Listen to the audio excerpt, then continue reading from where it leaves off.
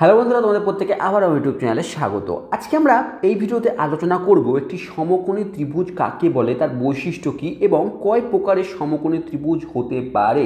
দেখো, সমকোণী ত্রিভুজের কথা যখনই আসবে তখন আমরা মাথায় রাখবো সমকোণী ত্রিভুজের একটি বিশেষ ধরনের ত্রিভুজ, যেক্ষেত্রে আমরা এর উপর বেস করে আমরা অনেক কিছু জিনিস কিন্তু আলোচনা করেছি, যেমন পিথাগোরাসের সূত্র হোক বা ত্রিগোণমিতিক অপেক্ষক বা ত্রিকোণমিতি কথাই ভেবে দেখি না কেন।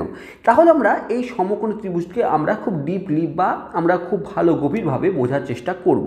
প্রথমে যদি আমরা ডেফিনেশনে আসি, তাহলে ডেফিনেশন কি বলছে, যে ত্রিভুজের একটি কোণ সমকোণ বা 90 ডিগ্রি হয় তাকে সমকোণী ত্রিভুজ বলে। এখন আমরা ভালো করে এটি তো জানি যে একটি ত্রিভুজ, এবং এই ত্রিভুজটি এটি যদি নাম এ বি সি হয়ে থাকে, এই ত্রিভুজটি তিনটি অন্তস্থ কোণ আছে, অর্থাৎ এই একটি কোণ, এই একটি কোণ এবং এই একটি কোণ। যে কোণগুলির নাম আমি এরকম করে বলতে পারি, কোণ এ, যেই কোণটিকে আমরা বলতে পারি কোণ বিএসি, কোণ বি যাকে আমরা সিবি, কোণ সিবিএ বলতে পারি, এবং কোণ সি যাকে আমরা কোণ এসিবি হিসাবে আমরা ডিনোট করতে পারি। অর্থাৎ তিনটি আমরা কোণের কথা দেখতে পাচ্ছি, এবং এই তিনটি অন্তস্থ কোণ কখনো কখনো ভিন্ন রকম হয়ে থাকে, অর্থাৎ প্রত্যেকটি কোণের মাপ আলাদা হয়ে থাকে, কখনো বা এদের মাপ সমান হয়ে থাকে। এরকম বিভিন্ন রকম ধরনের ত্রিভুজ আমরা লক্ষ্য করতে পারি। কিন্তু আজকে আমরা যে ত্রিভুজটির কথা বলতে চলেছি সেটি হচ্ছে, যখন এই তিনটি কোণের মধ্যে যে কোনো একটি কোণ যদি 90 ডিগ্রি হয়ে থাকে, তখনই কিন্তু সেই ত্রিভুজকে আমরা সমকোণী ত্রিভুজ বলে থাকবো। এখন দেখো, এই চিত্রতে আমার দেখে মনে হচ্ছে যে এই এ কোণটি কিন্তু সমকোণ, অর্থাৎ এখানে এই কোণটি কিন্তু 90 ডিগ্রি অ্যাঙ্গেল তৈরি করেছে। এখন যদি এই ত্রিভুজের কোণ এ যদি 90 ডিগ্রি হয়ে থাকে, তাহলে এই ত্রিভুজটিকে আমরা সমকোণী ত্রিভুজ বলে থাকবো। কারণ কি? কারণ দেখো, একটি যখন কোণ 90 ডিগ্রি হয়ে গেল, তখন স্বাভাবিকভাবে বাকি দুটি কোণ কিন্তু 90 ডিগ্রির কম হবে। কারণ আমরা ভালো করে জানি ত্রিভুজের তিনটি কোণের যোগফল কিন্তু হয় 180 ডিগ্রি। তার মধ্যে এ কোণটি যদি 90 ডিগ্রি হয়ে যায়, তাহলে বাকি বি কোণটি এবং সি কোণটির যোগফল হতে হবে 90 ডিগ্রি করে। এখান থেকে দেখো, আমরা লক্ষ্য করতে পারছি কোণ বি এবং কোণ সি এদের যোগফল হবে 90 ডিগ্রি। তার অর্থ হচ্ছে, এখন আমাকে এই যে সি কোণটি এবং এই যে বি কোণটি এদের যোগফল 90 ডিগ্রি হতে হবে। তাহলে তার অর্থ এটি যে এই দুটি কোণ স্বাভাবিকভাবে সূক্ষ্ম কোণ হবে, অর্থাৎ 90 ডিগ্রির কম হবে, আর তখনই এটি পসিবল। তাহলে একটি সমকোণী ত্রিভুজের একটি বৈশিষ্ট্য এটি, যেমন যে একটি কোণ 90 ডিগ্রি হবে, তার সাথে সাথে আরও একটি বৈশিষ্ট্য হচ্ছে বাকি কোণ দুটো কিন্তু সূক্ষ্ম কোণ হয়ে থাকবে।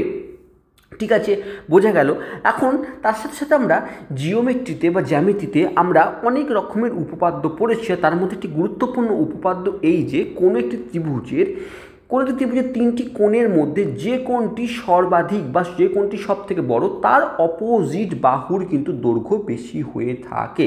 এখন সেই নিরিখে যদি এ কোণটি 90 ডিগ্রি, অর্থাৎ আমরা দেখলাম বাকি দুটি সূক্ষ্ম কোণ হওয়ার জন্য এই এ কোণটি কিন্তু এই দুটি কোণের থেকেই কিন্তু বড় হবে। এটি এখন যদি বড় হয়, তাহলে এই যে বাহুটি, অর্থাৎ যে বিসি, এই যে বাহুটি আমরা পাবো, সেই বাহুটির দৈর্ঘ্য এই যে এ বি এবং এসি দুটি বাহুর দৈর্ঘ্যের থেকে কিন্তু বড় হবে। কার থেকে? এসি এবং এ বি, এই দুটি বাহুর থেকে কিন্তু বিসি বাহুর দৈর্ঘ্য বড় হবে। কেন হবে? কারণ আমাদের যে উপপাদ্য বলেছে, সেই উপপাদ্যটা আমরা পড়েছি যে কোনো একটি ত্রিভুজে যে কোণটি বড় হবে, ঠিক সেই কোণের অপোজিটে যে বাহুটি থাকে, সেই বাহুটির দৈর্ঘ্য কিন্তু ছোট কোণটির অপোজিটের বাহুর থেকে বড় হয়। তাহলে এখন কোণ এ সব থেকে বড় এই ত্রিভুজের কোণটি।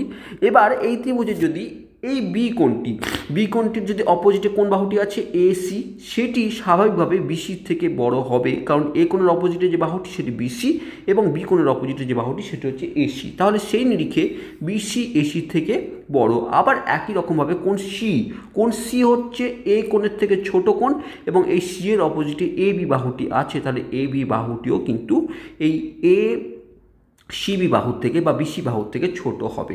তাহলে এই ধারণাগুলি ক্লিয়ার হলো। এবার আমরা যদি এই ধারণাগুলি ক্লিয়ার হয়ে থাকে, তাহলে আমরা যে বিষয়টি বুঝবো, একটি সমকোণী ত্রিভুজের অতিভুজ, লম্ব এবং ভূমি কোনগুলি হয়ে থাকে। দেখো, এখন এই যে ত্রিভুজটা আমরা এঁকেছি, এই ত্রিভুজটির নাম যদি আমি এ বি এবং সি দিয়ে দিই এবং এই যে কোণটি এটি যদি 90 ডিগ্রি হয়ে থাকে, এটি যদি 90 ডিগ্রি হয়ে থাকে, তাহলে আমরা দেখলাম যে অতিভুজ, কোনো একটি ত্রিভুজের অতিভুজ কাকে আমরা ধরি, যে বাহুটি সব থেকে বড় হয়। আবার যদি অন্য রকমভাবে আমরা একটু আগে যে উপপাদ্যটি পড়লাম, আমরা বুঝলাম যে অন্য উল্টোভাবে যদি বলি, যে কোণটি বড় হয় তার অপোজিটে যে বাহুটি থাকে সেটি সব থেকে বড় বাহু। তাহলে কোনো একটি সমকোণী ত্রিভুজের সমকোণের উল্টো দিকে অর্থাৎ সমকোণের বিপরীত দিকে অর্থাৎ বি কোণটির অপোজিটে কোন বাহুটি আছে, বিসি আছে। তাহলে এই বিসিকে আমরা সব সময় অতিভুজ হিসাবে কনসিডার করব। মাথায় থাকলো কি বললাম, যে কোনো একটি সমকোণী ত্রিভুজের সমকোণের অপোজিটে যে বাহুটি আছে, যে বাহুটি স্বাভাবিকভাবে ওই ত্রিভুজের মানে দৈর্ঘ্যের দিক থেকে সব থেকে বড় হবে, আর সেই বাহুটিকে আমরা কিন্তু অতিভুজ হিসাবে কনসিডার করব। এখন ভূমি তুমি বিসিকেও ধরতে পারো এবং লম্ব তুমি এবিকেও ধরতে পারো, আবার বিসিকে তুমি ভূমি লম্ব এবং এবিকেও তুমি ভূমি ধরতে পারো নিজের সুবিধার ক্ষেত্রে। ঠিক আছে, নিজের প্রয়োজনের মতন তুমি বিসি এবং এবিকে লম্ব এবং ভূমি হিসাবে কনসিডার করতে পারো, কিন্তু অতিভুজ সবসময় মাথায় রাখবো আমরা সর্ববৃহৎ বাহুটিকে আমরা অতিভুজ বলবো, বা সমকোণী ত্রিভুজের সমকোণের অপোজিট বাহুকে আমরা তার অতিভুজ বলবো। এখন যখনই এই সমকোণী ত্রিভুজের কথা আসবে তখন পিথাগোরাসের কথা কিন্তু আসবেই। এই পিথাগোরাস যিনি প্রাচীন গ্রিক দার্শনিক গণিতবিদ, যিনি পিথাগোরাসের উপপাদ্য, এই যে উপপাদ্যটি দিয়ে আমাদেরকে কিন্তু অনেক হেল্প করেছে। এখন সেই উপপাদ্য অনুসারে একটি ত্রিভুজ যদি এটি এ বি সি একটি ত্রিভুজ হয়ে থাকে, যেটি একটি সমকোণী ত্রিভুজ যদি হয়ে থাকে, তাহলে আমাকে সবসময় বলছে এই সমকোণী ত্রিভুজের অতিভুজের ওপর অঙ্কিত বর্গক্ষেত্রের ক্ষেত্রফল সবসময় ভূমি এবং লম্বর উপর অঙ্কিত বর্গক্ষেত্রের ক্ষেত্রফলের সমষ্টির সঙ্গে সঙ্গে, অথবা আমরা এরকম বলতে পারি যে এটিকে অতি স্কোয়ার সব সময় ভূমি স্কোয়ার প্লাস লম্ব স্কোয়ার হয়ে থাকে। অর্থাৎ কোনো একটি সমকোণী ত্রিভুজের ক্ষেত্রে এখানে মাথায় রাখবো, যখন এই পিথাগোরাসের সূত্র আমরা অ্যাপ্লাই করব তখন সব সময় সেক্ষেত্রে ত্রিভুজটি কিন্তু হতে হবে সমকোণী ত্রিভুজ। এখন একটি সমকোণী ত্রিভুজের অতিভুজ কি বললাম, 90 ডিগ্রির অপোজিটে যে বাহুটি তাকে আমরা অতিভুজ বলে থাকি, আর বাকি যে কোনো বাহু দুটিকে আমরা ভূমি এবং লম্ব হিসাবে কনসিডার করতে পারি। তখন এই ত্রিভুজের ক্ষেত্রে দেখো এ কোণের অপোজিটে বিসি আছে, সেটি অতিভুজ হবে, তাহলে বিসি স্কোয়ার। ভূমিকে আমি আমি এবিকেই ভূমি ধরে নিচ্ছি, তাহলে AB square plus AC square হবে। আর এই যে আমি জিনিসটি লিখলাম, একটি সমকোণী ত্রিভুজের ক্ষেত্রে এটি পসিবল হয়ে থাকে। কি বলবো, অতিভুজ স্কোয়ার সমান ভূমি স্কোয়ার প্লাস লম্ব স্কোয়ার। এবার আমরা নেক্সট কনসেপ্টে আসি। আমরা পিথাগোরাস আমরা কি কি শিখলাম, আমরা এতক্ষণ পর্যন্ত যা যা বললাম সেখান থেকে কি শিখলাম। প্রথম কথা, যে একটি সমকোণী ত্রিভুজ, একটি নোট আউট করে নাও যে একটি সমকোণী ত্রিভুজের একটি কোণ 90 ডিগ্রি হতেই হবে, এটি ফার্স্ট কন্ডিশন। একটি 90 ডিগ্রি হবে তখনই সে সমকোণী ত্রিভুজ হয়ে থাকবে।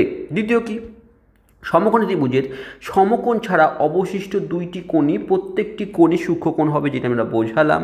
তৃতীয় কি বলছে, সমকোণী ত্রিভুজের সমকোণের বিপরীত বাহুকেই অতিভুজ বলে, বা আমরা এটাও বলতে পারি একটি সমকোণী ত্রিভুজের বিপরীত বাহুটির দৈর্ঘ্য সব থেকে বড় হয় এবং সমকোণী ত্রিভুজের অতিভুজই বৃহত্তম বাহু হয়, যেটা আমরা বলছিলাম।